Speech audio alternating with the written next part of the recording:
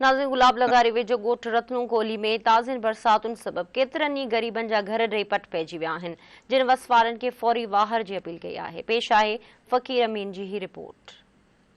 गुलाब लगारी भरसां ॻोठ रतन कोली में असां हींअर मौजूदु आहियूं। ताज़नि बरसातुनि हणी हिननि जा घर केराए चट करे छॾिया आहिनि। बाक़ी बक़ाया हिकु अधु घर बचियो आहे जंहिंमें सवें माण्हू ई गॾिजी उन्हनि में गुज़रन कनि पिया। अञा ताईं को वाइरो कोन वरियो आहे। वधीक हिननि खां पुछूं था त हिननि जो छा चवणु आहे। घण थी विया आहिनि, असांजे बरसातूं वसनि पियूं मथां ऐं असांजा घर ॿार सभई किरी विया आहिनि, पर अञा ताईं असांजो केरु हिते माना धणी साईं कोन्हे। माण्हू कोन्हे आयो जंहिं असांखां सार संभाल कोन वरिती। हिते हिकिड़ी त मच्छरनि जी हाय लॻी पई आहे, माल खां ज़ुल्म आहे, इंसाननि खां ज़ुल्म आहे, ऐं नंढनि नंढनि ॿारनि खे बुखार ख़बर न कहिड़ियूं कहिड़ियूं बीमारियूं पियूं अचनि।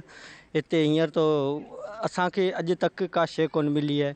इलाही दफ़ा बरसाति पई आहे, ॿिया घरनि तंग कयो आहे असांखे, ऐं असांजो रोज़गार बि कोन्हे, ॿनियूं ॿुॾी वियूं आहिनि, बेरोज़गार वेठा आहियूं। असांखे तारीख़ बि असांजी कोन्हे। हिकिड़ी महांगाई जाम थी पई आहे।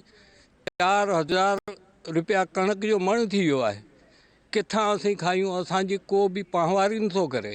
ही आसवंदियूं अखियूं अञा बि उन इंतज़ार में आहिनि, मन को वाइरो वरे ऐं असांजी सार लहे। कैमरामैन सुलेमान सां गॾु फ़कीर अमीन, धरती न्यूज़, गुलाब लगारी।